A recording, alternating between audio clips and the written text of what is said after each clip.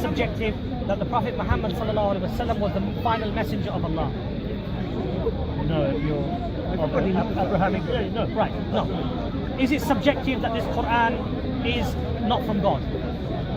No. No. Is it subjective that the Prophet sallallahu alaihi wasallam taught us what is good and what is bad? No. Right, so these things aren't subjective. So at least follow those things that are not subjective.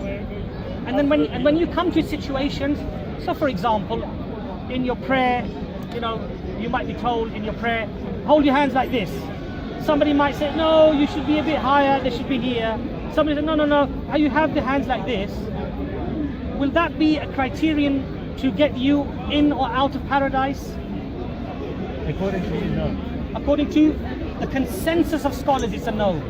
Not according to me. Consensus, this or this does not distinguish you whether you're going to go to Jannah or not go to Jannah. So my advice to you as a rational, logical human being is go for the essentials that are not even controversial.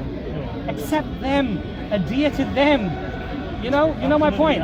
And is it controversial to be charitable? No, everyone knows you should be. Is it controversial to speak kindly to people, to be honest, to be just? It's not controversial. Do those things. The things that are controversial, I would suggest if you don't know, I would just leave it.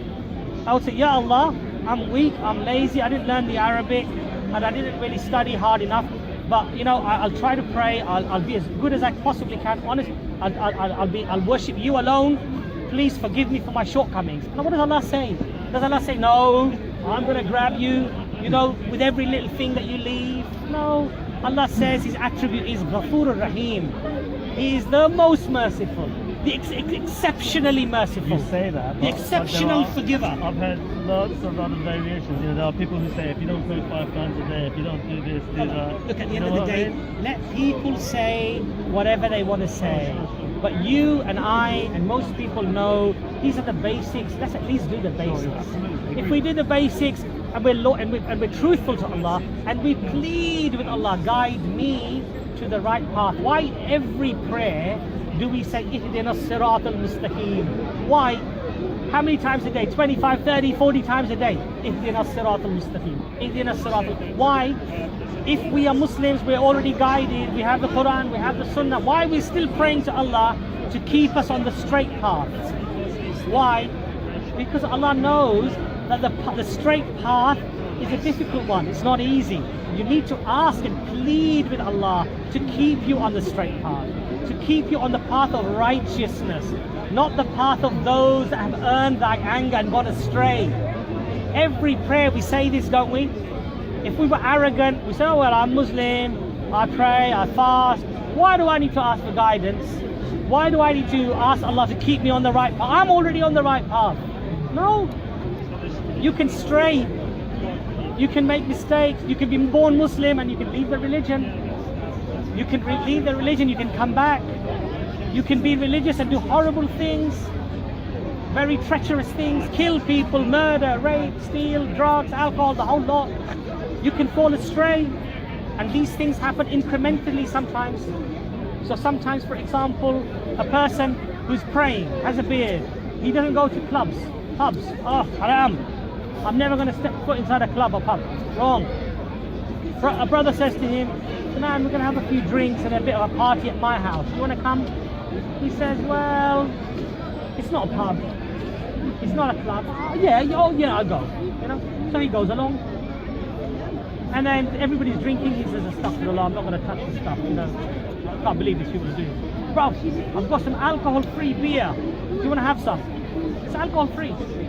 He says, oh yeah, you know, alcohol-free. Okay. Yeah, I'll try one. Yeah, it's all right. Oh yeah, but bruv, the real thing is just you've got to try a little bit of it because just a sip. No, I'm not going to do that. Stuff like haram. It's haram. It's forbidden. Shaitan. This is how shaitan works. Incrementally, slowly. And there are cases. I've heard scholars who've related cases where brothers who were religious, they were praying.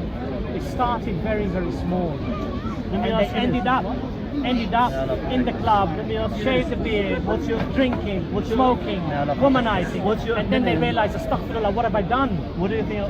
What's your opinion of the ruling governments in Islamic countries like Saudi Arabia? Brother, look, I'll be honest with you. I don't like to say, and in the past maybe sometimes I have said negative things. And I don't want to say things negative about Saudi Arabia or about the Saudi government. And I'll tell you why. I'll tell you why. Because I've been to Saudi Arabia, and the perception that people have of Saudi Arabia is very different from what I saw when I went there. Okay. So most people that I met in Saudi Arabia actually were not very wealthy. They were quite poor. No, hold on a second. And they were quite humble and very religious people, good people. And I thought to myself, even as a young boy at 13, that's not what I was told in England. I perceived something very different. You understand my point? Now, all I can tell you is this. In Islam, we know what is a valid, balanced, correct way of governance, and we know what is a bad way of governance. Saudi Arabia, Pakistan, India, Africa, if they adopt the aspects of the correct governance, then it's good. If they adopt the bad practices which are not Islamic, then those practices are bad. Now, I'm not a scholar. I'm not going to go through every fatwa that they've released and say this one is right, that one is wrong. I don't know. When it comes to Islam, I would say I'm pretty illiterate, really, to be honest. I don't have the knowledge. But what do I need to worry about, brother? My main concern is not what the Saudi government is doing. My main concern is me. Protect me, my wife, my children. Protect them, help them, my community, my neighbors. Isn't that quite my neighbors. Isn't that quite selfish? I mean, let's say someone needs to take your home. To what point does that remain a personal issue? I mean, if you have family in Saudi Arabia, do you not care? Of course I can, but look, it's not about... Are you going to think that this is just it's not limited to you? about caring. Too late.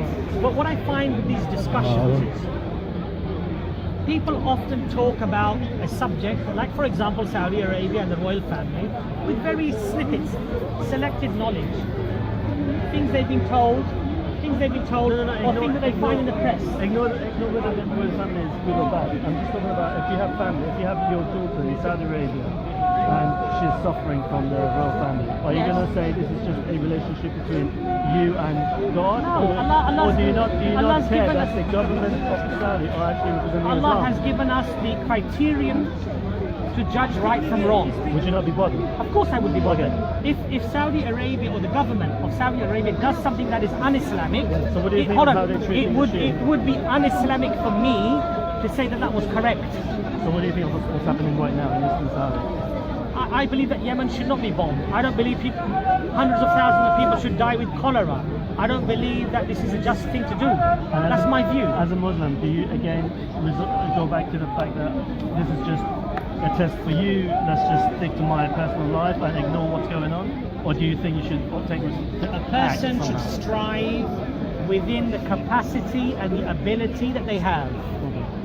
My capacity, my ability, I'll be very honest with you, and this is not some humble false sense of humbleness, right? I just need to concentrate on praying properly.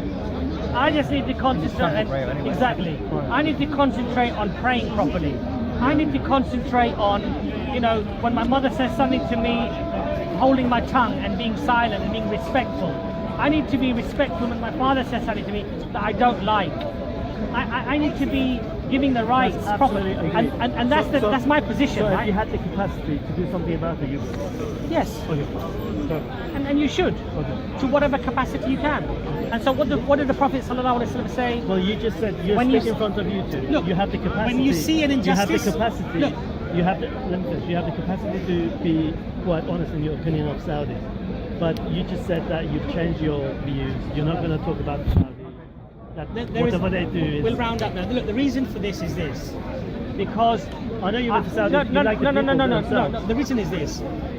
Unfortunately, we in the West, we generally have a very polarized view of these Islamic countries and the Islamic governance. So even amongst the Saudi royal family, there are many practicing Muslims, hold on a second, who who strive to do much good. Much good.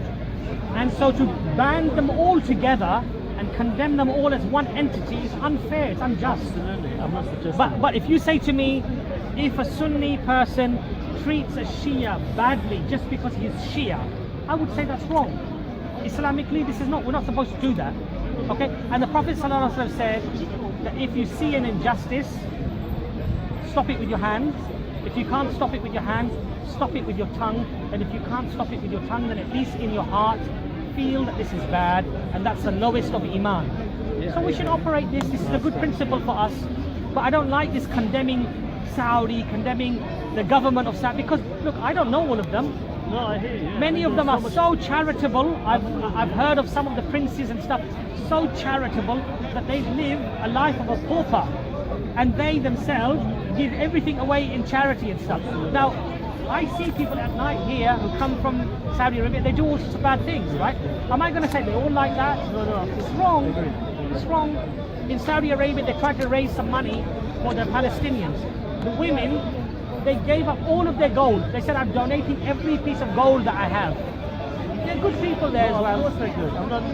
Believe me, I'm not suggesting they're bad. But I think there's some elements that Come back to Islam, brother. I'm not far away. Come back. Don't worry about these things, please. You know, inshallah, pray for me. Oh, really? Let's just pray, inshallah, regularly.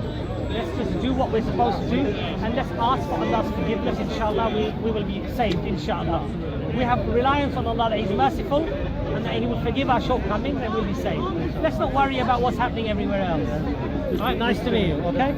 Well, I didn't even get your name. Ali. Abbas, huh? Thank you. All right, fine. Nice to meet you, sister.